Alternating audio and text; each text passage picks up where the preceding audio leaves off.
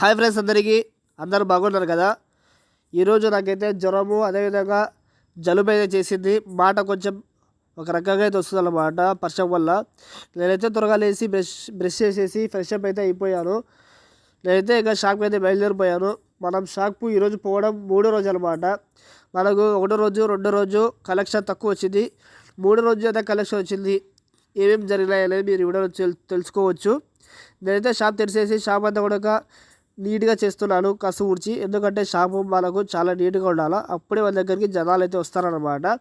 ఈరోజు నాకు చాలామంది సిగరెట్లు అడిగారు. సిగరెట్లు తప్పేం పోలేదు.